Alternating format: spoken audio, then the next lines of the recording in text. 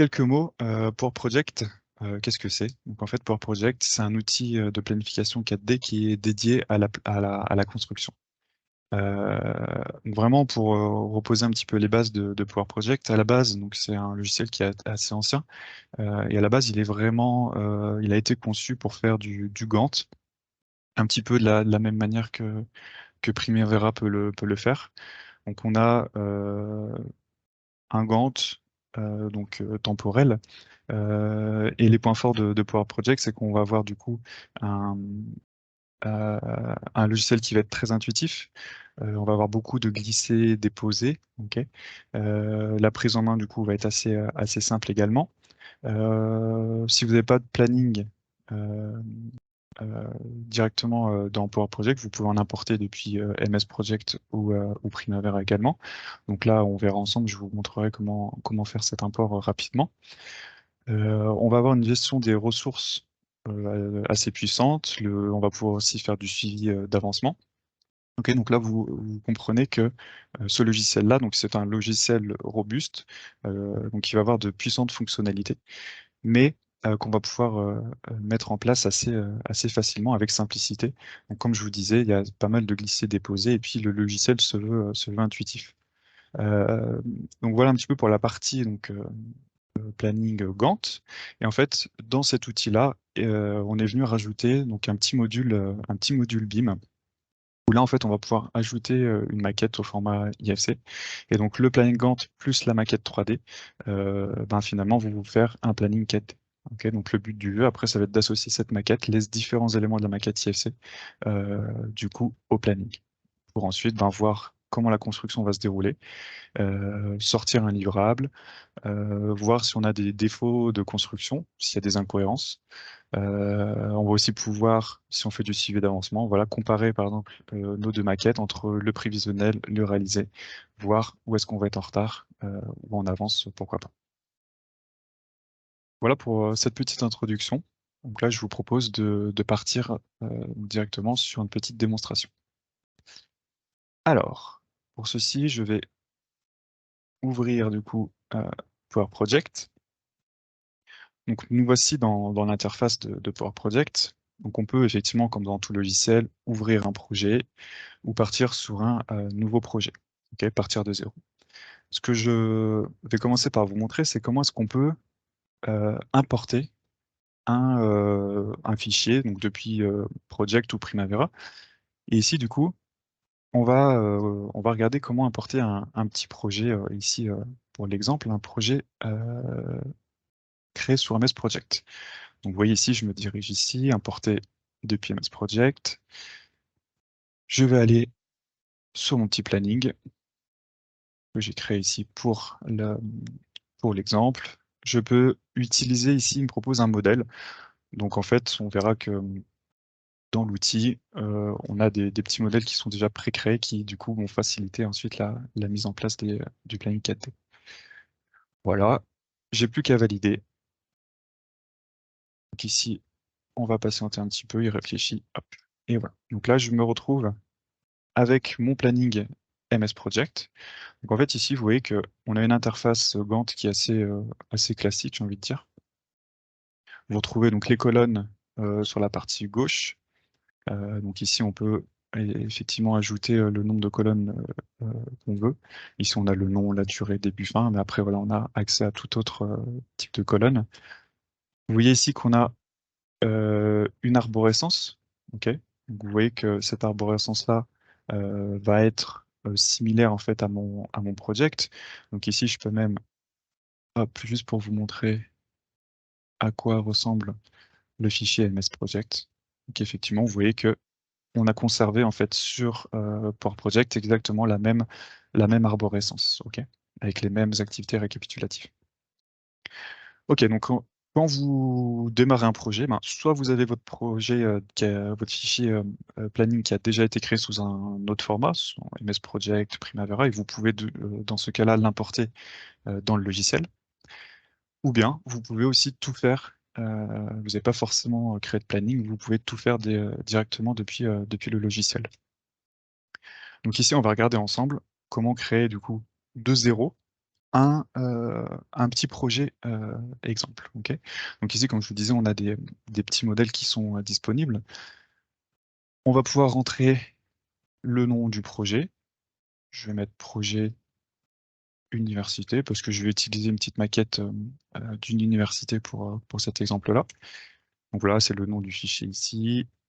Je vais pouvoir mettre le titre de mon projet et ensuite je peux aussi mettre voilà, pour quel client, etc.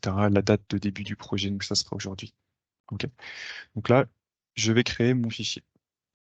Ok, donc là, vous voyez qu'on démarre vraiment de zéro. Ok. Euh, j'ai donc la même interface que tout à l'heure. Et ici, moi, je peux directement commencer de créer mes activités, donc un petit peu comme dans tout logiciel de planification. Donc là, il y a rien de bien, il y a rien de bien compliqué. Donc là, je peux ajouter des activités. Je vais en ajouter quelques-unes pour l'exemple. Hop, je vais faire sur les murs. Donc là, je viens de rentrer le nom. Je peux aussi, du coup, rentrer la durée. Donc ici, j'ai mon T0 qui va lui être un jalon. Ensuite, là, les fondations, je peux dire 2 semaines, par exemple. Et vous voyez que du coup, j'ai automatiquement le visuel qui apparaît ici. Et là, je vais mettre une semaine et une semaine. Ok. Donc là, vous voyez, on peut directement faire comme ceci. Vous voyez que c'est assez simple à manipuler. J'aurais très bien pu aussi créer des tâches comme ceci directement graphiquement, ok, directement sur le Gantt. Ok.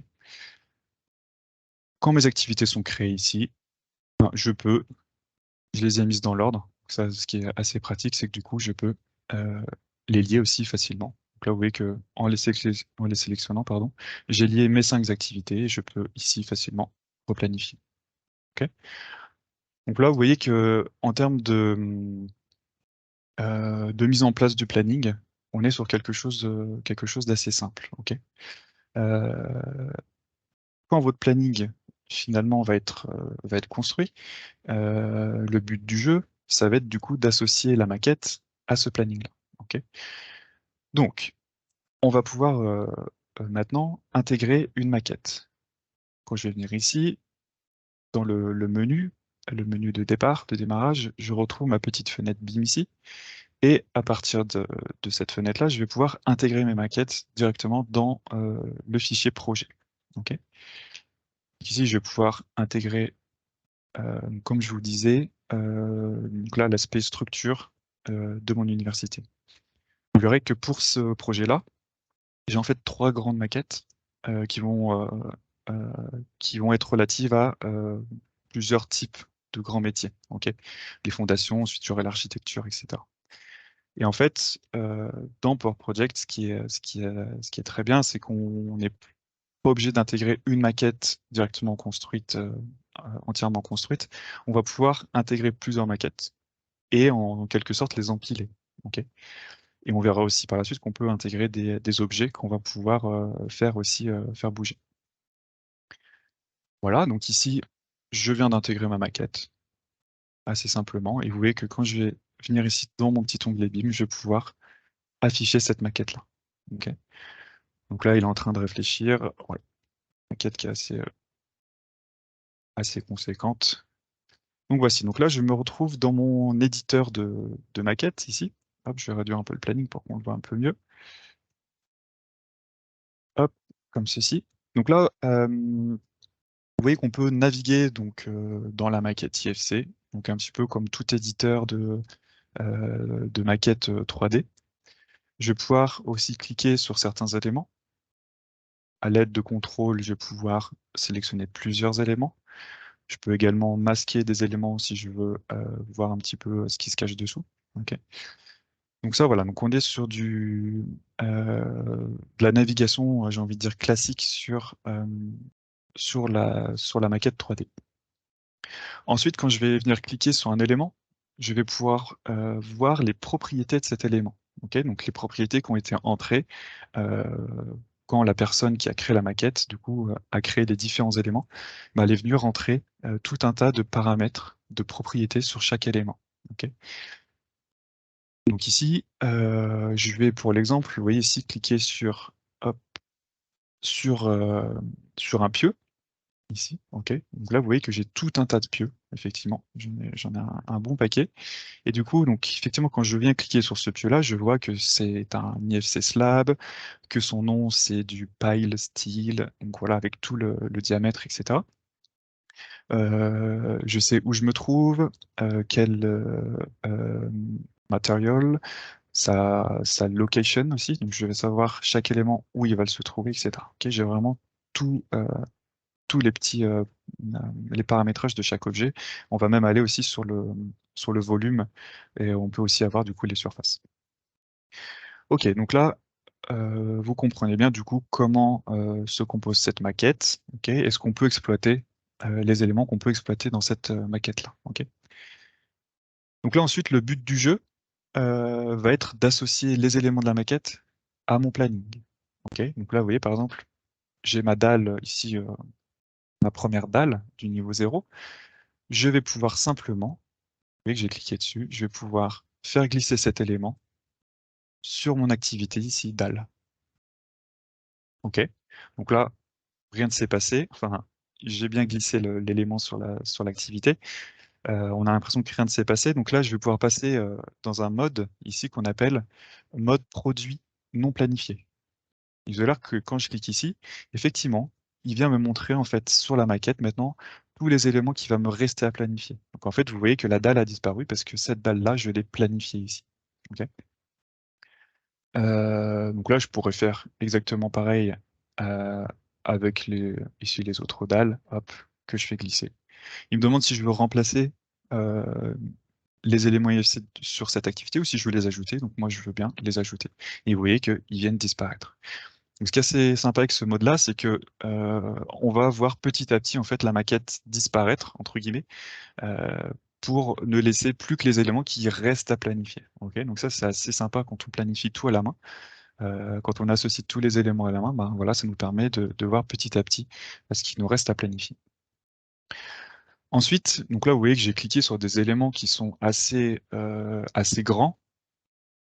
Ok, donc en 3 clics, j'ai associé mes 3 dalles à l'activité.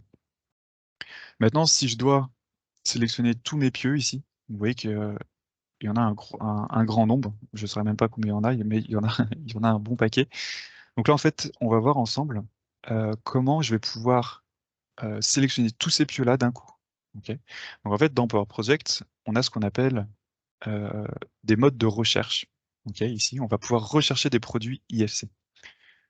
Comment est-ce que je vais faire? Tout à l'heure, je vous disais qu'en cliquant sur les éléments de la maquette, j'avais des propriétés sur cet élément-là. Et ben justement, je vais me servir de ces propriétés-là pour venir effectuer ce qu'on appelle une recherche. Donc, comment est-ce que je vais faire pour ma recherche? En fait, je vais venir essayer de trouver l'élément qui va être euh, commun à tous mes pieux. Ok. Donc, effectivement, vous voyez qu'à chaque fois que je clique sur un pieu, la personne qui a créé la maquette a nommé les pieux par m-pile, style, etc. Donc là, moi, ce que je vais faire, c'est que je vais demander à mon moteur de recherche, dès que tu vois écrit euh, pile dans le nom, eh ben, je veux que tu me sélectionnes tous les éléments sur ma maquette qui correspondent à cette recherche-là. Ok. Donc là, c'est ce que je vais faire. Je vais venir créer une recherche. Cette recherche-là, je vais l'appeler pieux. Ok, je vais vouloir sélectionner tous mes pieux d'un coup. Et ici, vous voyez qu'on a un mode de recherche qui se veut simple, mais qui peut être aussi très poussé, parce qu'on va pouvoir chercher plusieurs critères en faisant des et ou des ou. Ok, donc, pour que l'élément soit sélectionné, il va falloir qu'il réponde soit à tous les critères, soit à au moins un des critères. Ok, donc ici, moi, je vais lui demander, voilà, donc ici, je vais retrouver toutes les propriétés des éléments. Je vais lui dire, dès que dans le nom contient, donc dès que le nom contient la partie pile, eh ben, je veux que tu me sélectionnes les éléments correspondants. Donc là, on va voir dans l'onglet produits ce qu'il m'a trouvé. Est-ce qu'il m'a trouvé des choses? Est-ce que j'ai bien fait ma recherche? Donc là, effectivement, vous voyez que il a trouvé 294 produits ici. Ok. Il a trouvé tout ça. Donc vous imaginez si j'avais dû tout glisser à la main, j'y serais encore jusqu'à cet après-midi.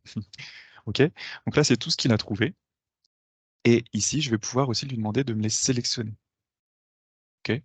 Donc là, vous voyez qu'il m'a sélectionné tous les produits que je viens de rechercher. Ok, donc grâce à ça aussi, ça va me permettre de voir bah, s'il n'y a pas, parfois ça peut arriver qu'il y ait une erreur dans la maquette et qu'il y a un autre élément qui se soit sélectionné.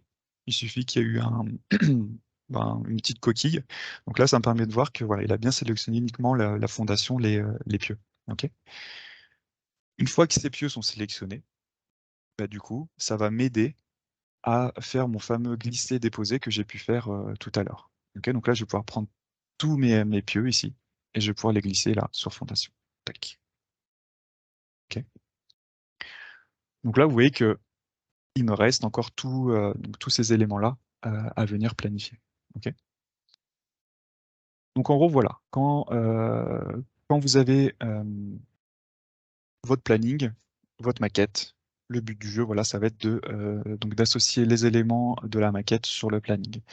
Donc là, vous avez vu que sur certains éléments, de le faire à la main, ça peut être plus pratique, mais on verra que très souvent, en fait, le plus souvent, on va venir créer ce qu'on appelle des recherches pour, du coup, un, nous faire gagner du temps, et puis deux, éviter aussi qu'on fasse des erreurs, parce que c'est vrai qu'avec un glisser-déposer, voilà, je pourrais très bien sélectionner un autre élément sans faire exprès. Ok, donc là, oui, j'ai sélectionné cet élément-là qui n'était pas du tout dans ce que j'avais en tête.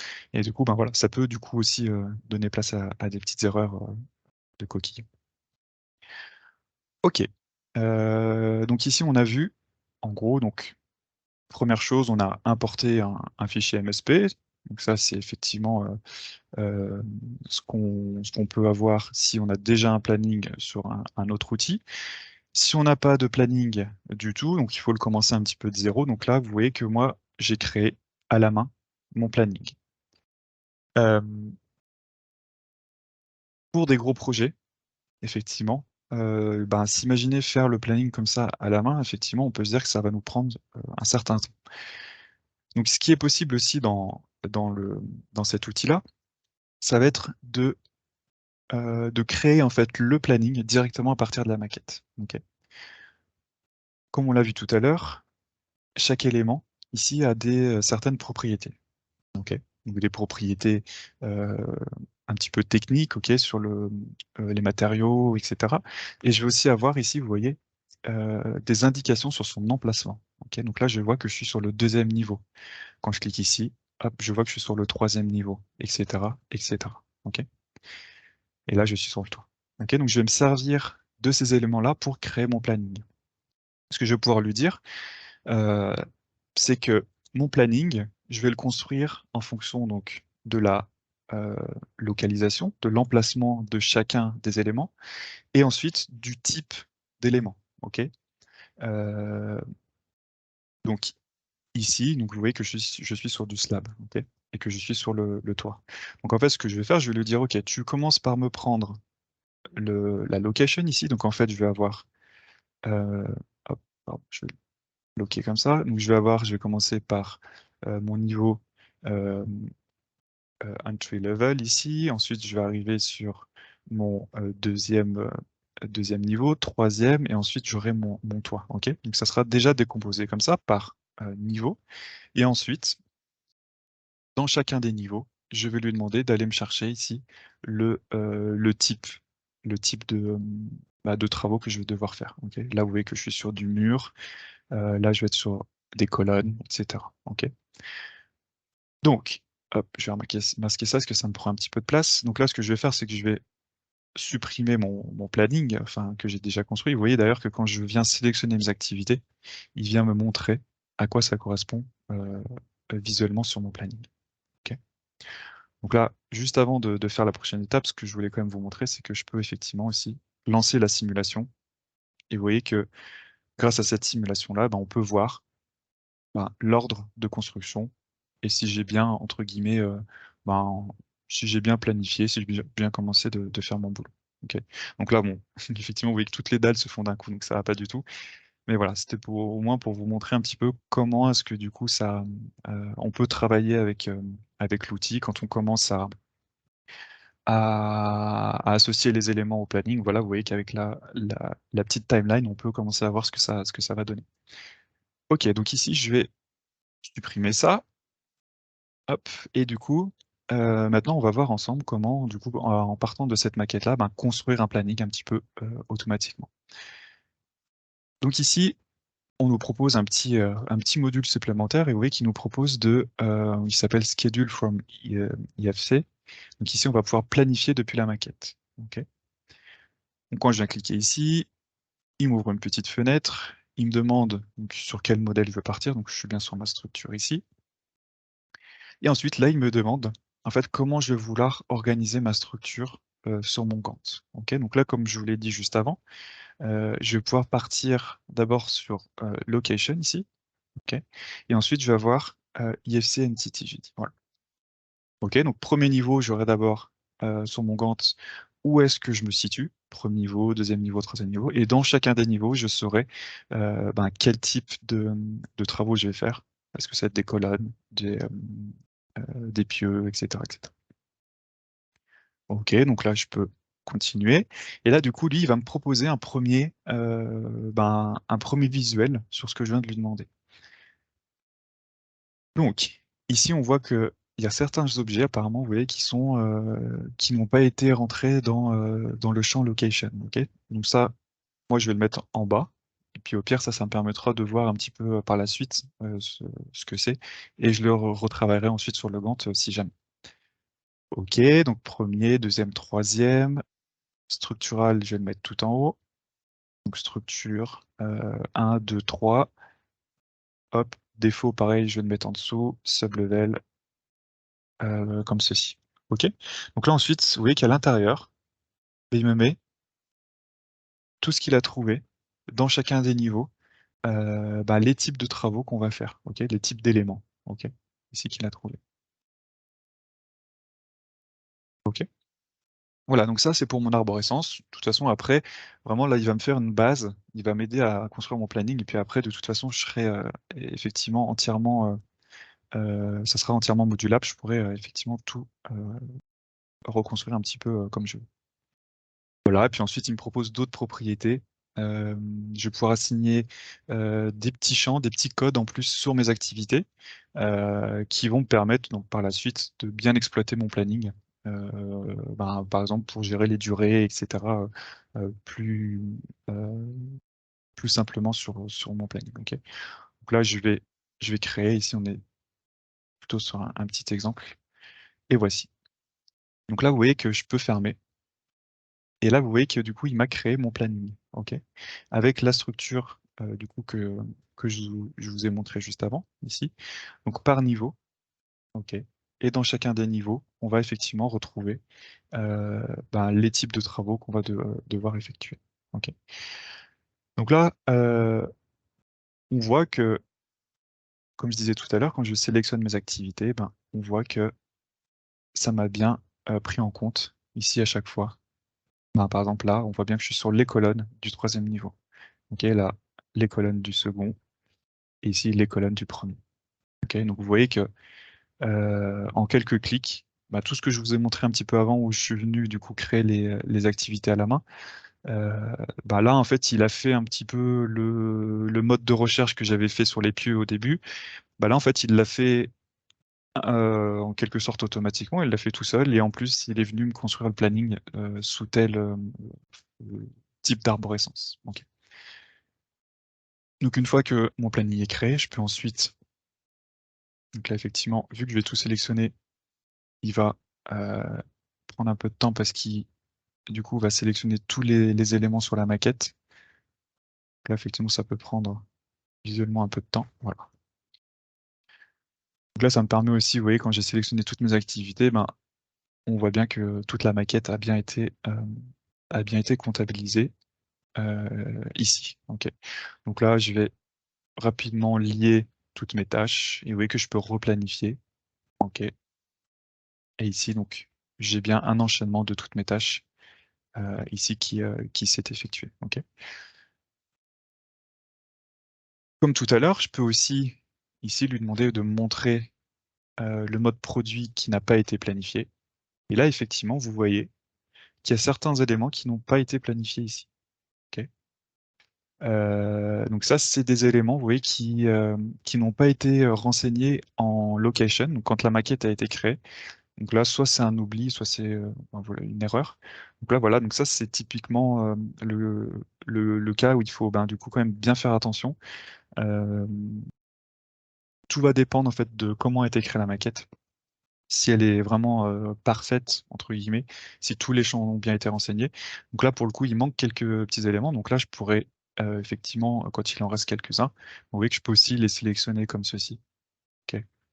Euh, donc là, ça peut aussi se sélectionner à la souris de cette façon-là. Ok. Donc ça, euh, on peut aussi donc faire comme ça, et puis ensuite, je viendrai les glisser sur l'activité voulue. Ok. Donc ça, c'est un petit peu entre guillemets de la finition par la suite. Ok. Donc, je me retrouve ici avec ma maquette. Hop, je vais faire un peu de place, parce qu'effectivement, sur mon écran, on voit pas forcément tout.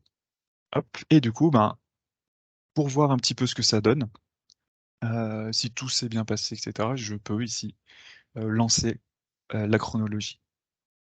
Ok. Donc, hop, je vais pas déplacer la caméra. Donc là, on voit que les différents éléments se construisent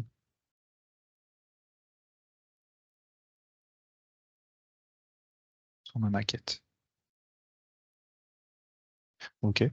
Donc là, on voit que c'est un premier jet. Ok. Donc on l'a vu rapidement sur la maquette pendant la chronologie, pendant la timeline. Tout n'était pas effectivement parfait. Donc ça nécessitera quelques petits ajustements au niveau du planning. Ça nécessitera aussi des ajustements en termes de durée. Ok. Donc là, sur mes différentes activités. Mais voilà, on voit que le travail a été très fortement mâché et que du coup, il nous reste plus à venir peaufiner un petit peu tout ceci. Ok. Euh, Ensuite, donc du coup, pour aller un petit peu plus loin là-dessus, je vous disais tout à l'heure que euh, dans Power Project, on peut intégrer plusieurs maquettes. Ok. Donc ici, j'ai intégré la première maquette de structure, mais effectivement, on va pouvoir ajouter d'autres maquettes et en fait venir les superposer. Donc ici, j'avais structure, je vais mettre archi ici, tac, la troisième. OK? Et ici, je vais venir créer, pardon, un groupe. Donc là, je vais mettre groupe université, comme ceci, et je vais venir ajouter mes différentes maquettes. OK? Donc là, je vais avoir trois maquettes qui vont en fait se superposer pour au final, en globalité, finir par faire mon université globale. OK? Donc ici, je vais pouvoir avoir le choix d'afficher une maquette indépendamment ou d'afficher le groupe des trois maquettes ensemble. Donc là, il réfléchit un peu. Il y a d'éléments à afficher. Et du coup, il va me les superposer toutes les trois. Du coup, on va voir ensuite comment ça se matérialise, pardon, sur la vue 3D. Et du coup, juste après, donc là, on a créé un groupe. Je vous montrerai aussi comment intégrer des objets. Donc là, on a vraiment ce qu'on appelle des éléments de maquette, mais en plus, on va pouvoir intégrer ce qu'on appelle plutôt des objets, et ces objets-là pourront, eux, bouger. Voilà, donc là, vous voyez qu'on a carrément donc, toute la maquette de l'université. Ok. Euh, donc là, elle est vraiment complète. On a même la maquette, entre guillemets, paysagiste, euh, pour vraiment avoir la maquette complète. Et du coup, ici, donc là, on a le volet propriété, donc de chacun des éléments. Mais on a aussi, du coup, ici le volet catégorie, où ici, je vais retrouver mes trois modèles. OK. Donc là, je vais pouvoir les sélectionner indépendamment. Je vais aussi retrouver l'élément location, ok, et les types aussi, ok. Donc grâce à ça, grâce à ce panneau ici, je vais pouvoir aussi venir naviguer dans ma maquette pour afficher tel ou tel élément, ok. Euh, du coup, voilà. Donc là, pour cette partie-là, donc comment intégrer plusieurs maquettes et du coup, entre guillemets, les compiler les superposer les unes avec les autres. Du coup, je vous parlais des objets. Donc là, ici, on va regarder comment insérer un objet en plus de nos 3 maquettes. Donc ici, je me retrouve dans mon groupe que j'ai appelé université et je vais pouvoir ici ajouter des objets. Donc l'objet, en fait, c'est quoi? Ben, c'est pareil, hein, c'est une maquette IFC, ok, mais beaucoup plus simple, ok, qui va être faite d'un seul bloc entre guillemets. Donc ici, je vais pouvoir intégrer ma grue. Hop. Donc là, vous voyez, quand j'ai intégré ma grue, elle est bien arrivée, vous voyez, sur mon visuel. Sauf que problème ici, elle n'est pas du tout sur le même référentiel que mes autres maquettes. Ok, donc vu qu'elle a été créée par quelqu'un d'autre à des temps complètement différents, ma grue se retrouve un petit peu ici, vous voyez, en lévitation. Donc là, c'est pas forcément génial. Et ce que je vais pouvoir faire, c'est lui dire de se repositionner. Je vais pouvoir définir la position de ma grue. Ok. Donc en fait, ma grue ici, je vais pouvoir la faire bouger horizontalement, verticalement, etc. Et je vais pouvoir aussi l'accrocher, ce qu'on appelle à une surface. Donc en fait, je vais pouvoir lui dire, hop, tu te mets au niveau du sol. Ok. Donc quand j'ai cliqué sur le sol, vous voyez qu'elle est venue se positionner exactement au même niveau que le sol. Ok. Donc là, elle est positionnée au niveau du sol, mais après, évidemment, je vais pouvoir euh, la positionner où je veux. Ok, donc là, par exemple, je vais la positionner ici. Ok. Donc ensuite, cette grue-là aussi, je vais pouvoir lui donner un mouvement. Ok, donc ici, vous voyez qu'on peut agir sur les mouvements euh, des objets. Ok, donc là, juste pour effectivement vous montrer comment cela fonctionne, on va pouvoir ajouter un mouvement.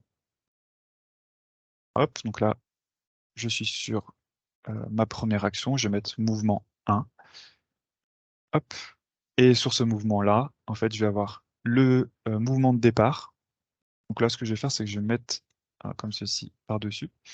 Je vais avoir mon mouvement initial, entre guillemets. Ok. Et je vais avoir mon mouvement final. Ok. Donc là, le mouvement final, ce que je vais faire, c'est que je vais pouvoir lui faire une rotation. Ici, donc je l'ai fait grossièrement, hein, mais à partir de son centre, hop, voilà. Je vais pouvoir faire une rotation ici à ma grue. Ok. Et ensuite, il va bien falloir que je lui dise quand est-ce que je fais ma rotation. Donc ici, je vais prendre par exemple cette activité-là et je ferai du coup le mouvement de cette grue-là pendant mon activité ici. Ok. Et du coup, voilà. Si je prends l'aperçu, ça me donne ceci. Ok. Donc voilà, en termes d'objets, ce qu'on peut faire ici. Donc là, effectivement, j'ai mis une grue, mais imaginez voilà, que vous pouvez avoir des transports de camions. Donc là, je vous ai fait un seul mouvement, hein, mais si vous avez par exemple un camion ou un bulle, vous pouvez lui faire effectivement vraiment le déplacement vraiment désiré. Euh, ok. Donc voilà pour ça, un petit peu dans la généralité. Euh, du coup, ensuite, ce qu'on va pouvoir faire, c'est effectivement parler des sorties vidéo. Ok. Là, j'ai juste associé la grue ici. Hop. Donc, en termes de sortie vidéo, donc là, vous voyez que on a créé un petit exemple ici. Donc là, effectivement, si je repasse la cinématique, donc ça nous donne ce petit exemple-là. Ben, une fois que vous avez votre visuel qui est bon pour vous, on va pouvoir effectivement ressortir des livrables sous forme de vidéo. Ok. Donc, première chose, ici, vous allez pouvoir aller dans Paramètres et on va pouvoir décider en fait de la durée de la cinématique. Ok. Donc ici, on est parti sur une durée de 30 secondes. Hop. Ok, non, parfait. Je pensais qu'il y avait une question, pardon. Du coup, voilà. Donc ici, c'est le premier paramètre ici. Et ensuite, vous voyez qu'on va pouvoir créer une vidéo. Et dans cette vidéo-là, on va pouvoir du coup ajouter des données. Donc là, vous voyez que en haut à gauche, je vais afficher donc les données de la tâche en cours. Donc j'aurai le nom de la tâche. J'aurai aussi la date à laquelle elle s'effectue. Et j'aurai aussi une ligne temporelle, une frise, qui va pouvoir donc m'indiquer en fait la date en cours. Ok, donc voilà, entre guillemets aussi simple que ça, ici. Et là, je vais pouvoir du coup créer ma vidéo. Voilà, donc là, vous voyez que, en fait, plus la vidéo sera longue, plus la création sera longue. Donc là, vous voyez sur 30 secondes, effectivement, ça prend, quelques secondes ici. Et du coup, je vais directement me diriger ensuite sur mon dossier Windows pour vous montrer la simulation de ce qu'on vient de faire rapidement. Ici, hop, voilà, donc là c'est créé. Et du coup, voilà, je peux vous montrer. Donc voilà, donc ce que je vous disais, en haut à gauche, vous avez l'activité en cours.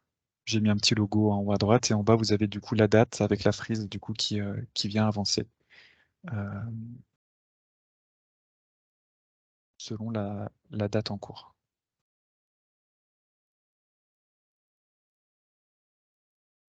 Ok, donc voilà, vous voyez pour ce petit exemple-là, rapidement, comment est-ce qu'on a pu du coup créer rapidement à partir d'une maquette un petit planning et du coup voilà, faire une petite sortie ici vidéo. Ce que je voulais aussi vous dire, c'est que on peut aussi créer ce qu'on appelle ici des survols. Donc en fait, on va effectivement pouvoir faire en gros une cinématique, pardon, faire un petit peu comme si on était en drone et qu'on venait du coup filmer les travaux, comment ils vont se réaliser. Donc effectivement, ici, on va pouvoir lui dire, en termes de survol, voilà, je vais commencer par telle tâche. Ok, donc par exemple, à partir de cette tâche-là, ici, euh, je vais commencer par exemple ici et je mets à jour euh, mon point de survol. Et ensuite, je vais ajouter d'autres survols. Donc par exemple, je vais me mettre comme ceci. Hop. Et du coup, je vais avoir une cinématique qui va venir bouger en fonction du coup du déroulé des travaux. Ok. Donc là, du coup, je vais vous montrer le projet que du coup j'ai complété avec les 3 maquettes et la petite grue, donc comme je vous ai montré. Donc ici, du coup, je vais pouvoir vous montrer ce que ça donne en sortie vidéo. Hop là. Donc là, on voit qu'on a démarré à un certain endroit, on vient euh, euh, bouger, faire une rotation pour venir se fixer en fait devant l'université. On voit qu'on a la rotation de la grue, on a tous les éléments donc, qui viennent se construire les uns après les autres. Donc là, vous voyez que ça va assez rapidement, hein. Mais plus vous aurez une vidéo effectivement qui sera longue, plus vous aurez de détails, plus on verra les détails de la construction. Vous voyez aussi que là, on va pouvoir, vous voyez en jaune les vitres. Là, les vitres sont en train d'être posées, donc c'est pour ça qu'elles sont jaunes. Et vous verrez que quand elles seront construites, effectivement, elles vont venir changer de couleur. Donc là aussi, on a possibilité d'avoir des couleurs pendant la construction, des couleurs quand ça va être terminé, etc. On va pouvoir aussi afficher, euh, effectivement, ici, vous voyez que les pieux se construisent pas tous en même temps, ils vont avoir un ordre de construction. Ok. Donc on va pouvoir générer des ordres de construction. Vous voyez aussi sur le slab ici, il s'est construit de haut en bas. Ok. Donc on va pouvoir aussi donner des mouvements de construction. Ok. Euh, voilà, pour vraiment faire un petit peu comme dans la réalité, vraiment montrer comment les travaux vont se dérouler. Du coup, voilà pour ça. Je ne sais pas si vous avez des questions comme ça à chaud sur ce que je vous ai présenté.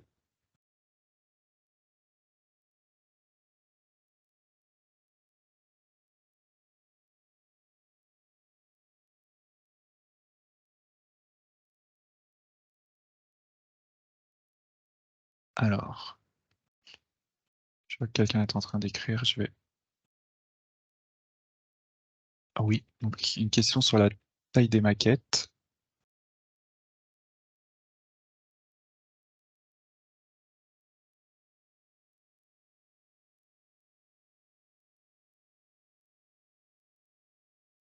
Alors,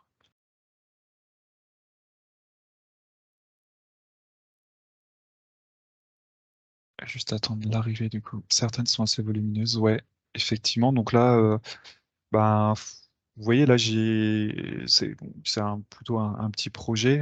Après, ici, là, je suis sur des maquettes qui font. En gros, je suis à 200 et quelques émaux, ici, pour les maquettes. Vous voyez, le seul moment où ça va être un petit peu long, c'est quand je la charge. Effectivement, vous voyez ici, si je viens recharger une autre maquette, ça prend un petit peu de temps. Ok. Ici, vu que je les ai déjà chargés, effectivement, c'est un petit peu plus rapide. Effectivement, vous avez dû le voir quand j'ai euh, affiché pour la première fois le groupe ici université, ça a pris un certain temps. Mais après, vous voyez que dans la navigation, bon après, je sais pas vu qu'on est en partage d'écran, mais en fait, dans la navigation, c'est assez fluide, même très fluide. Et il n'y a pas vraiment de problème au niveau de la taille, mis à part en fait quand on vient l'intégrer la première fois, où là il vient bien réfléchir pour intégrer la maquette. Sinon, à part ça, non, il n'y a pas il n'y a pas vraiment de souci de ce côté-là.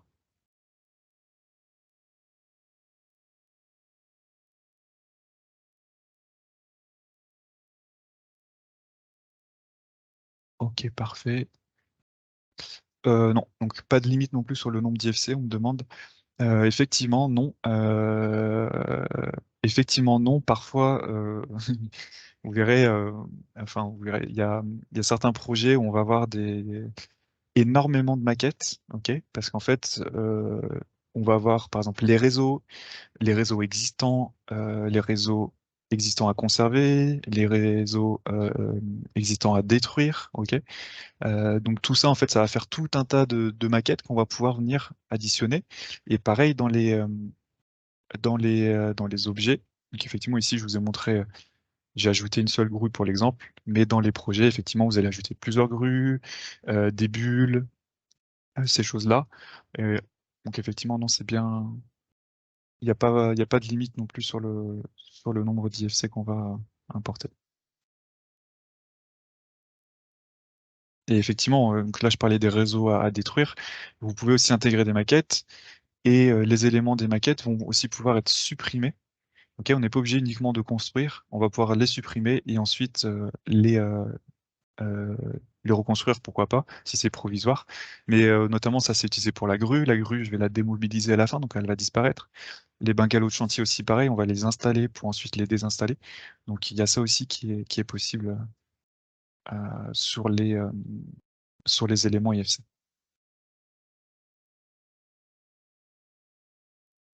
Alors, j'attends ce qu'il y ait une autre question. Effectivement, donc on parle de Tilos, donc ça fait toujours plaisir de parler de Tilos.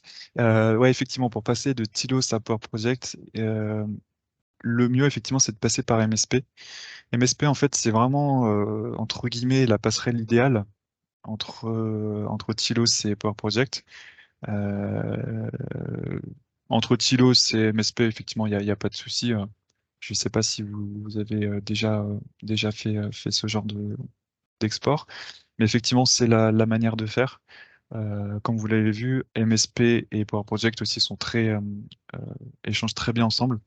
Et du coup, ben voilà, c'est effectivement la bonne manière de faire, j'ai envie de dire. Effectivement. Super. Et ben, merci à vous également. Et puis, je vous dis à très bientôt. Bonne journée à tout le monde.